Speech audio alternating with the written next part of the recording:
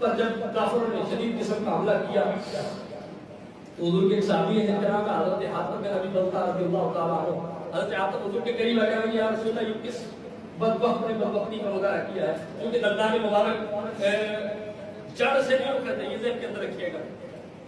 حضور کے دندان مبارک کے صرف کونے ذرا جو ہے وہ جسے کہتے ہیں کہ وہ شہید ہوئے، اس کے اوپر سے جو ہے وہ تھوڑا سا ایک چھلکا آپ کہہ لیں کہ اترا تھا. تو یہ سامنے کے چار دندان مبارک کو تھوڑا نقصان پہنچا تو نچلے ہونٹ حضور کے زخمی تھے، خون بہ رہا تھا.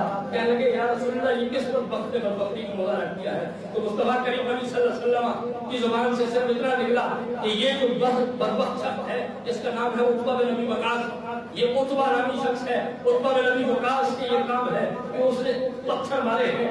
اور تاریخ کی کتابوں کے اندر، سیرت کی کتابوں کے اندر 4 پتھر حضور کی طرف پھینکے، ایک ہی پتھر حضور کو لگا، باقی صحابہ کرام نے روک لیے، لیکن ظاہر بات اسے ایک پتھر کے لگنے کی وجہ سے یہ حضور کو تکلیف کا سامنا کرنا پڑا.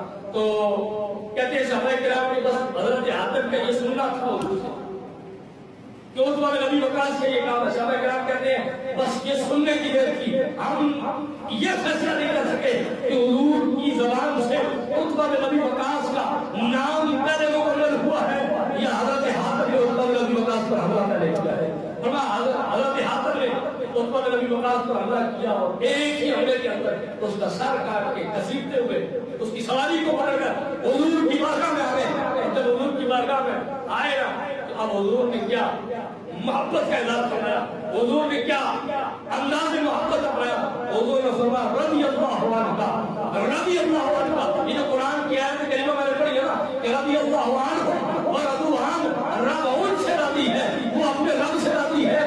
یہ صرف قرآن کا فیصلہ نہیں ہے، مصطفیٰ کی زبان کا بھی یہی فیصلہ ہے. فرمایا رضی اللہ عنہ، رضی اللہ عنہ. فرمایا تیرا رب مجھ سے راضی ہو جائے، تیرا رب مجھ سے راضی ہو جائے. آج تو مجھے خوش کر دیا ہے اسلام کے سب سے بڑے دشمن کو، تو اس کا سر کاٹ کے میرے قدموں کا لے آیا ہے. حضور کے حضور اور صحابہ کرام فرماتے ہیں جس بدبخت نے یہ کام کیا تھا عتبہ بن ابی وقاص، امام سہیلی نے بڑی کمال کی بات دیکھی.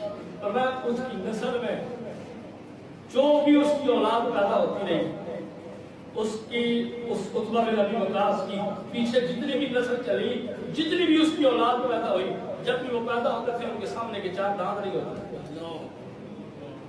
حضور کی گستاخی کا بے ادبی کا یہ بوال علامہ سہیلی لکھتے ہیں سبل الہدیٰ کے اندر کہ ان کے سامنے کے 4 دانت نہیں ہوا کرتے تھے اور منہ سے اتنی گندی بدبو آتی تھی ان کی کہ ان کے پاس کھڑا نہیں ہوا جاتا تھا. اور اس کی وجہ سے یہ تھی کہ اس بدبخت کے پتھر کی وجہ سے مصطفیٰ کو کرنا پڑا.